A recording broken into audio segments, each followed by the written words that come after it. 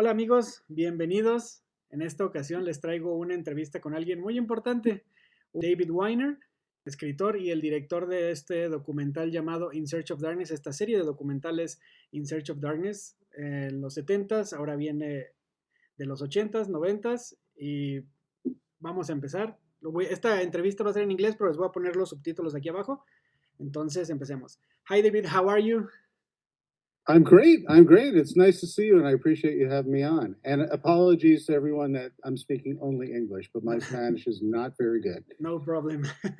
For anyone discovering your work for the first time, who is David Weiner and how did you become the person behind In Search of Darkness, the documentaries? Well, I like to tell long stories, so I'll keep it short and sweet. But ultimately, I make all these documentaries in a series called In Search of Darkness, and they're all long form documentaries because they are 4 hours, 5 hours, 6 hours long. And they're that long because we cover an entire decade. So we go year by year where we have multiple films in each year curated, and then larger context chapters in between. And we did 3 of them for the 1980s. Yeah. We did 2 of them for the 90s, where we divided the 90s in half, 90 to 94, and then 95 to 99.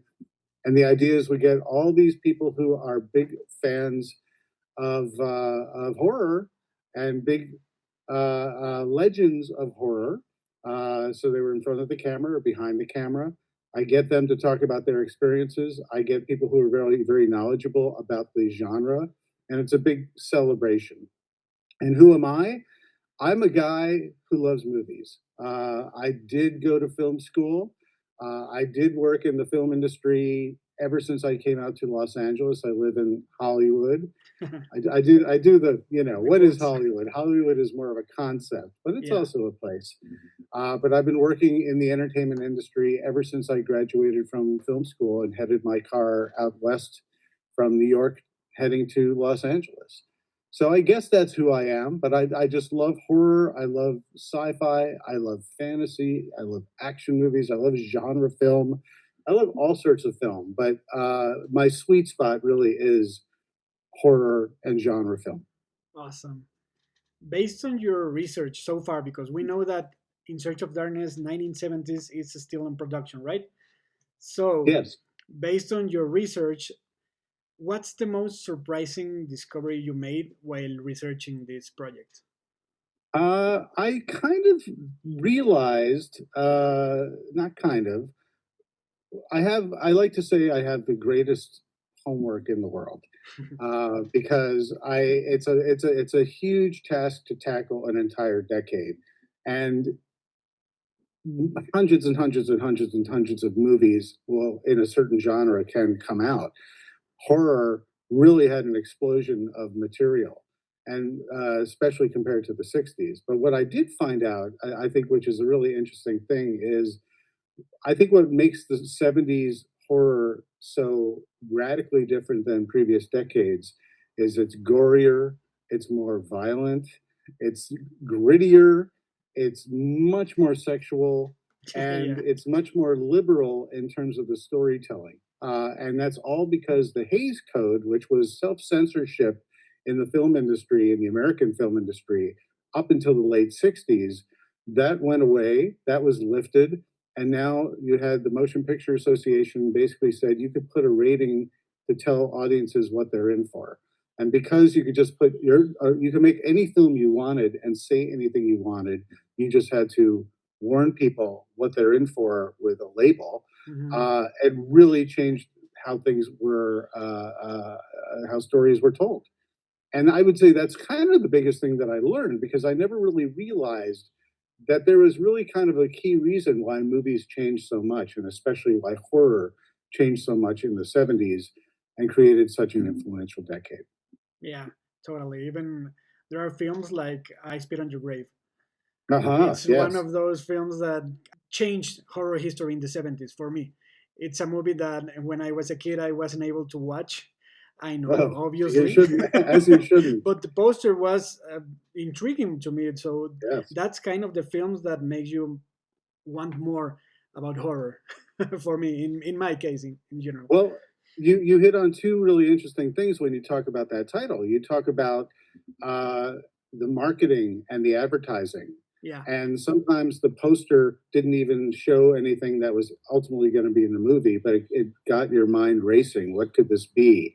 Or it even challenged you, like, wow, what's going on? I really have to see this film because if this poster is promising what it promises with this tagline, Yeah. who knows what this could be about, but it's going to be crazy. Exactly. But also, it's like with this Hays Code lifted, you had lots of subgenres like the rape revenge subgenre, which arguably may or may not be horror, but I Spit on Your Grave sits squarely in there because basically a terrible thing happens, and then this woman gets her revenge, and you are rooting for this woman because everyone that she gets her revenge on, they definitely deserve it. So it's really interesting to see that and so many other subgenres appearing and catching fire in the 70s. Yeah, totally.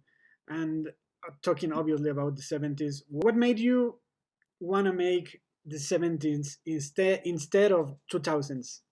Oh, that's a good question. That's a good question because you would think in my trajectory of doing the 80s, three 80s movies, documentaries, 90s. two 90s, a lot of people are expecting the 2000s.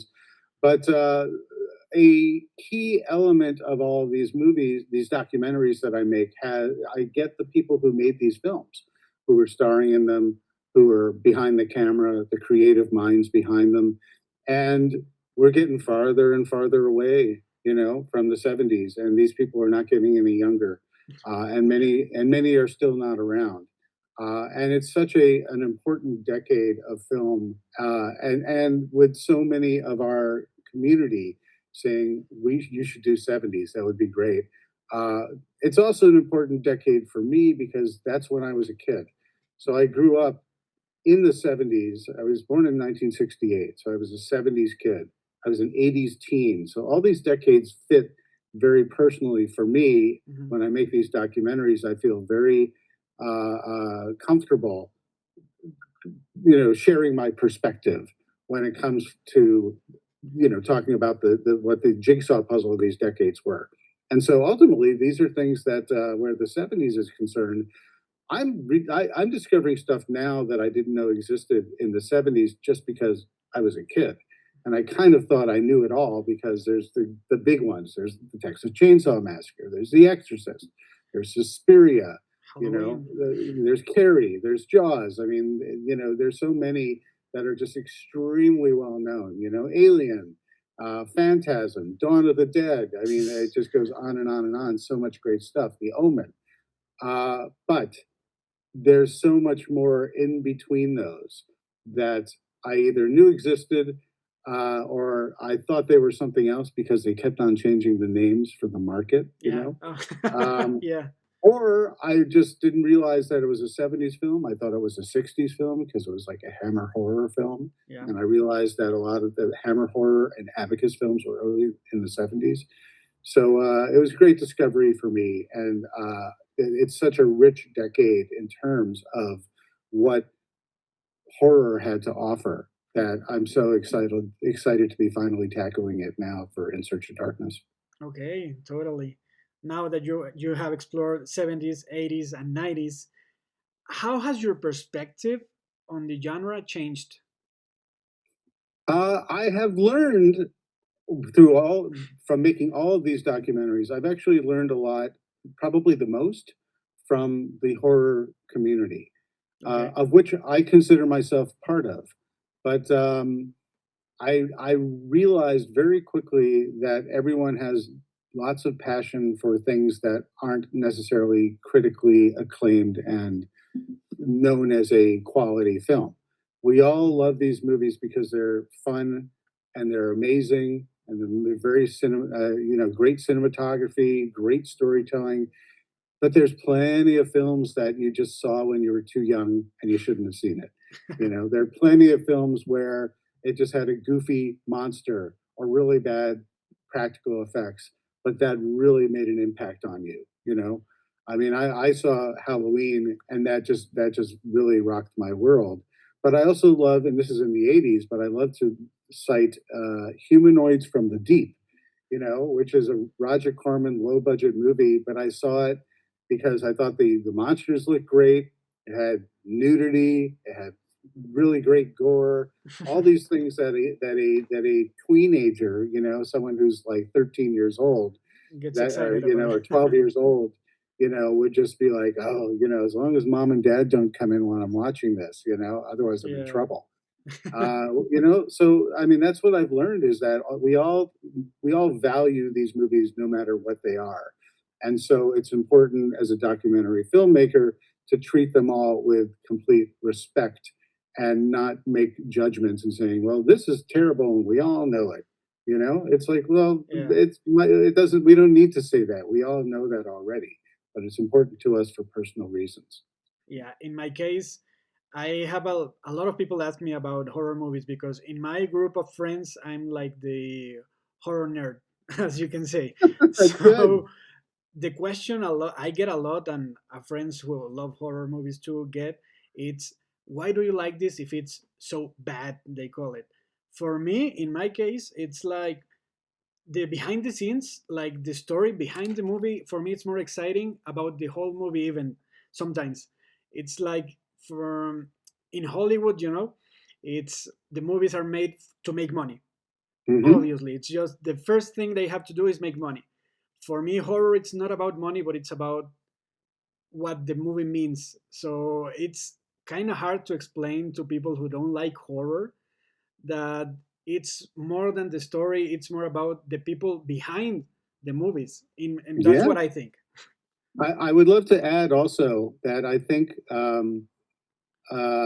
there's most horror fans love horror because if it's really, crappy or terrible or whatever you want to call it, garbage, whatever, trash, whatever other people will call it, we think it's fun. And I think we also can recognize when it's a very low budget film because I think a lot of horror fans, whether or not they actually want to make their own film or not, they love deconstructing film. Yeah. And they love saying, "Oh, I could see how they did this," or "I see how they shot this." And when it's a very low budget film, it's much more accessible when you think, "I could kind of do that myself," or you think, "I could do better." Yeah, well. And it inspires you to Yeah. make grab a camera, grab your friends, and make a movie, in your backyard every other weekend, and then you get to make your own horror movie. You Yeah, can say you did that, and it's a bonding experience, and I think maybe that's a motivator for some people too. totally. I think a great example about what you just said, it could be Terrifier. Mm, Right now, like the first one was a low budget film, and how quickly it became what it is right now, it's an example of that. absolutely, and that is whatever you might think about that because it is very violent. It's for many horror fans, it's a master class in practical effects. Totally. And so someone could say, how could you show someone being split in half naked upside down or something terrible like that? Yeah. But people who are watching that, they're just like, oh, cool. How did they do that? Exactly. Wow, that was really well done. And that's what separates the horror nerds from the rest of us. Totally, totally. If you could choose three movies from the 70s to understand a bit of how the decade was so important, which three would you choose? Impossible question, but a question that'll change. I'll say it and then I'll change it in 5 minutes. I feel you. So that being said, I think, and I had three too, but I'm already wanting to change it. It's I would say currently, I think The Exorcist Yeah, really defines a really well made Hollywood studio film that could still scare the crap out of you and really reach through the screen and prey upon your fears, but also your concern about religion and what is possible and what is belief and what is fiction and what is reality. There's way more to that than just a story about a girl who gets possessed. It really makes you examine your own spirituality and what you would do in that situation. So that's a good one. Yeah. Another one that defines it is perhaps it's so bad. It's not bad. It's bad because I have to commit to something. I think Alien is a great one, and Alien is great because a lot of people would argue, well, that's a sci-fi movie. But what is it really? It's a house film. It's a movie that has redefined that horror can be anywhere, and horror could have tremendous atmosphere, and you could create your brand new villain, boogeyman, monster, creature that's an alien, the title, and it could be something that no one has ever seen before, and completely change the mold of what people will think is represents horror when it comes to a monster. Before the H.R. Giger's Xenomorph showed up, no one could ever imagine anything like that, and now that was just the standard of like, wow, I didn't know you could do that. Another one, I think, gosh, it's hard to choose. I know. I would say I'm gonna say Young Frankenstein, Okay. because Young Frankenstein, it is horror, but it's a comedy and it's a satire of one of the greatest horror cornerstones of all time. Of course, Frankenstein. So it was a comedy based on something, but the way they made that comedy was so loving, it felt like a 1930s horror film from Universal. But it's hilarious, and to this day, it's also a contemporary take on humor and what people find funny and relationships. There's just so much there. I'll stop there. You made me pick three. My three will change tomorrow. I know. But I think for anyone just who looks back at the decade, those are extremely influential films in their own way. And so by picking three, those I think are the ones that are good ones. Yeah, nice ones. Now that you talked about Frankenstein, it comes to me the next question, which is horror has often resonated strongly with LGBTQ audiences, especially throughout these themes of otherness, identity, and being misunderstood. While working on this documentary, did you notice any particular connection between 70s horror and the LGBTQ community?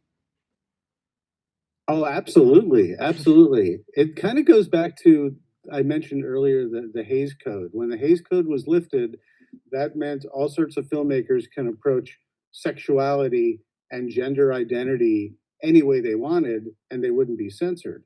So, I think maybe probably the best example is the Rocky Horror Picture Show. Yeah. You can really challenge the norms, but also celebrate diversity in a musical that's a satire of horror. But right out of the gate, there are other films like vampire movies. There were so many sexual vampire lesbian movies, Vampire Lesbos. A million of them are there, but vampires are very sensual creatures, and you could now come out of the darkness into the light, so to speak. With a lot of lesbian vampire tales. That's another example, and I'll throw one more your way. Dr. Jekyll and Sister Hyde really kind of flips the expectations of a classic story with gender identity and gender fluidity, and I think that's kind of a really cool example of that. So that's just the tip of the iceberg. That's again like making me pick, just a couple. But I think those are like a good example of, most importantly, how filmmakers really could kind of do whatever they wanted now, and so they very much did so. And I think it was way more accepted in the 70s than it is now, sadly. Yeah, completely. Do you think there are any horror films from the 70s that couldn't be made the same way today? Um, People like to say that you can't. I would say I spit on your grave. even though I think they recently did a remake, they just can't do it the same way. That was a subgenre where many films had rape in them. It was very much more common in the 70s, and I think in contemporary times, a movie about rape in any way, shape, or form is not saying it's good in the 70s, because the 70s is a time capsule of not only of an era but the way people thought about films. But Yeah. rape was way more casual in terms of, I mean, it was still serious and disturbing, but it was way in many more films back in the 70s. Now, if there's a movie about rape, it's usually about the rape, and it's usually not as graphic as they showed in the 70s. That's I would say that's probably a good example of that. Yeah, I think the same. It's right now it's a total topic on social media and all kind of internet and that stuff. So it's hard to And make those kind of movies today. one more thing is, like, it's not really about gore. Like, you talk about Terrifier, and you could just show the worst of the worst. You could talk a hostile film, Hmm. and show the worst of the worst. But when it comes to sex and showing graphic sex, all of a sudden people are way more conservative about showing that, and you'll see in the average horror film, very few of them. There's a lot less nudity, a lot less sexuality. I would say the 70s and the 80s really were where they really went to town, and felt every movie had to have something like that. Now it seems to be gone. So, make of it what you will, but it says a lot about our society. Yeah, I just remembered one film, 120 Days of Sodoma. Yeah. Totally. I That's, mean, I they still think, make these films, but they're sorry to interrupt, but they're more fringe. yeah, totally. What is one piece of horror memorabilia from the 70s that you would love to own? Oh my gosh. Um, I would probably, going back to Alien, I would probably want something from the Nostromo, something, Oh, okay. whether it's an original face hugger, it's got to be able to Oof. fit in my room or my house. Uh, but I ever since I always used to wish that I could have a full size xenomorph as like a Love watchdog it. in my house. Yeah. So I mean, there's a million things. There's a million things. That's just one off the top of my head. But I really became absolutely obsessed with Alien because it was in 1979. I was 11 years old. Mhm. I knew everything about it. I had the tie-in novel. I had the graphic heavy metal graphic novel. Comic book. I had the photo novel. I knew just everything about it. I had the making of Alien. If there was a book about it, I had it, and I was learning as much as I could about it because I was obsessed with how did they do it? How do they make these things? How do they design it? And so, to have a piece of the real thing, Oof. boy, that would be nice. I feel you. It happens to me the same way with Child's Play because for me it was my I think you can see. For me I can that's tell. like I can my tell. favorite film because it meant to me from that's the first film horror film I watched with my mother. So I think that made me a lot of passionate about horror and slashers maybe. And that makes me come to the next question, which is Oh, do I have you to just interject real quick, yeah, sure. not to make you jealous, but I think you'd appreciate it. For the first In Search of Darkness, when I interviewed Tom Holland, the director of Mhm. Child's Play, I got to hold on to an original Good Guys box with an original Chucky screen used in Oh, there, and that was pretty nice. fun. Oh, awesome. This makes me come to the next question. Why do you think horror fans, especially, are so passionate compared to fans of almost any other genre? Horror fans are emotional, but intelligent as well, and I think horror fans are very empathetic to what they're watching on screen. I think a misconception about horror fans is that every horror fan is must be a terrible person because they love to Yeah. watch all this violence.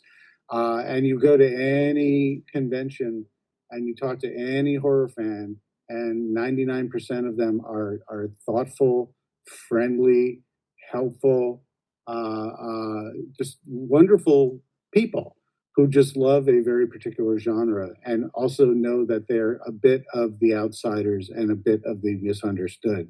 And so I think the community is stronger because of that connection. Yeah, and it became even bigger and nowadays, I think so.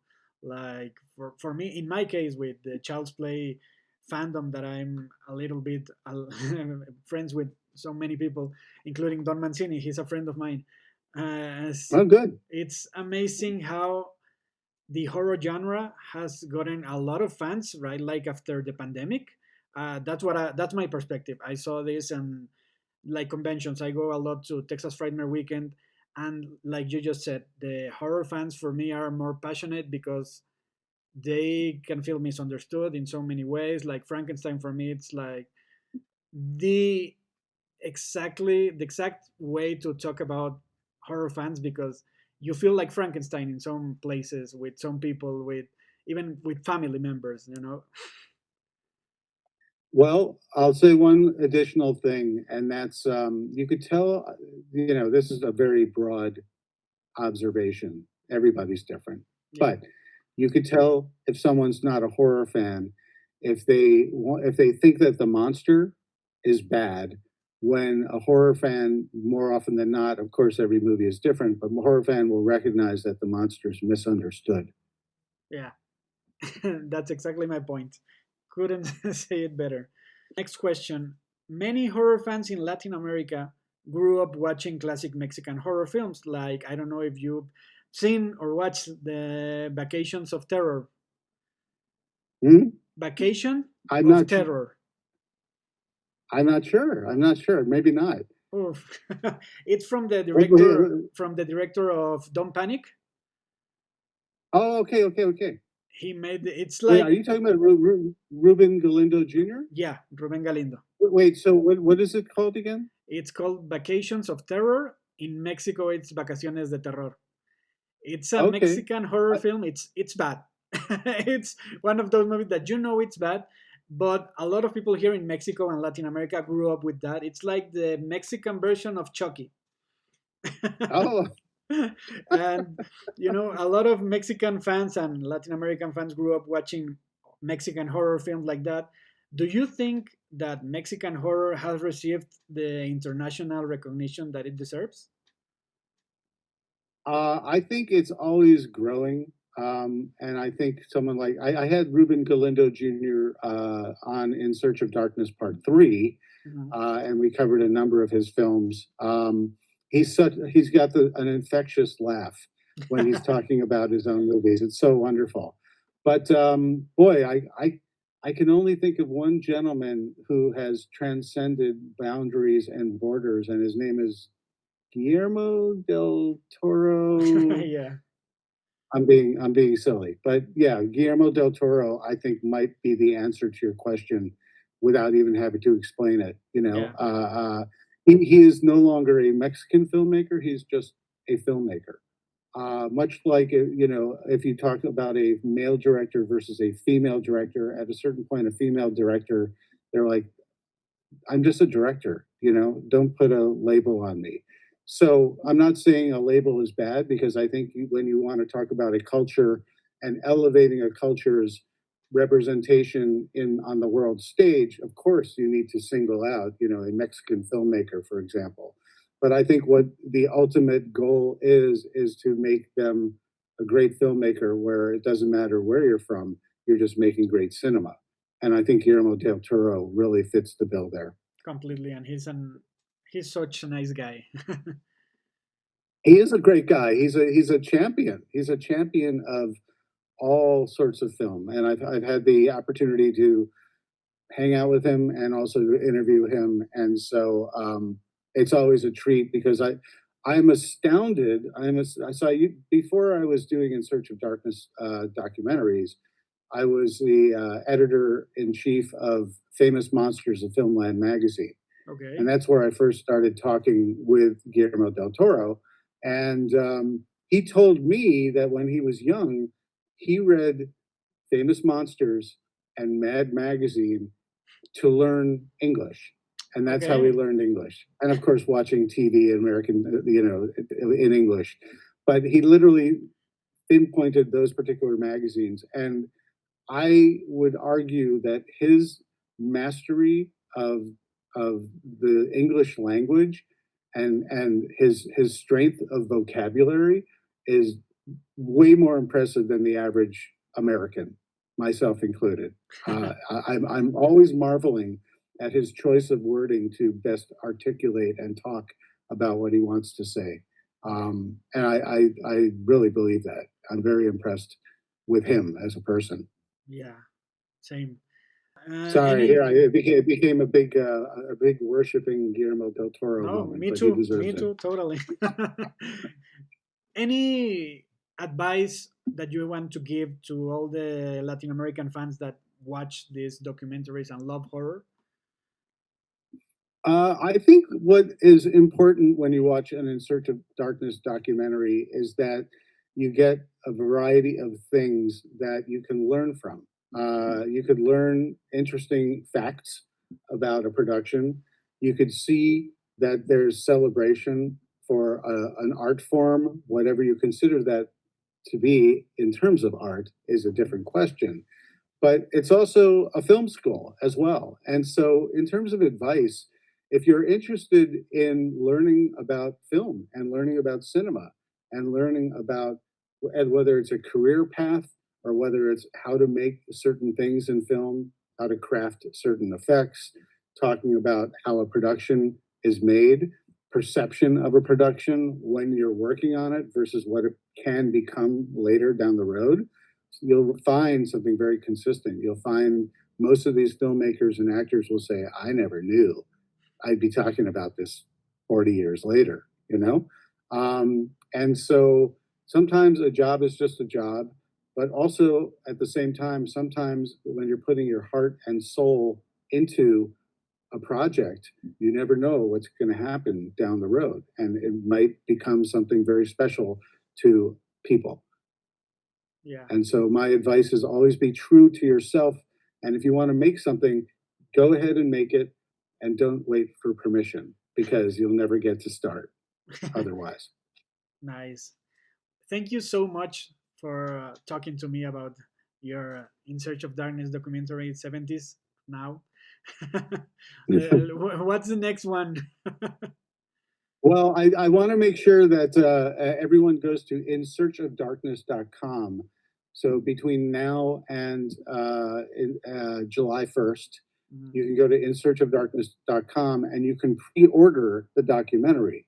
And you get your name in the end credits. You kind of become a piece of horror history. And you also can take pride in getting a project over the finish line by pre-ordering. And so when it's done, of course, you get the Blu-ray. You get a really, really, really cool. We're doing something different this time. You get an 80-page companion book all about 70s horror that we're putting together, and it comes in a nice, solid case to put on your shelf for those people who love physical media. Yeah. Because remember, physical is fleeting. So it might be on Shudder, it might be on Apple TV, it might be on this, it might be on that, but it disappears. It never stays. And so if you have it on your shelf, then you'll always have it whenever you need it. And plus, it's so cool to like show someone saying, I'm in here. I'm in here. I have a credit alongside maybe Guillermo del Toro or someone very famous, John Carpenter, who knows? But just the pride of knowing that you're part of this project and not just someone who just spent money to buy it. You get to be part of this. And that's, we feel the horror community and everyone's contribution really makes a difference in these. So what's next? Well, In Search of Darkness 70s is next because I'm in the middle of that right now. And, when we're done with it, it'll be early 2027. Just go to insearchofdarkness.com and you can stay on our socials, which are all at 80s horror doc, 80s, 80s horror doc, DOC. We started that with the 80s. We could never change it because we didn't know we were going to do all these other decades. We just thought we were going to do that, but we have such a large community, we can't change the name.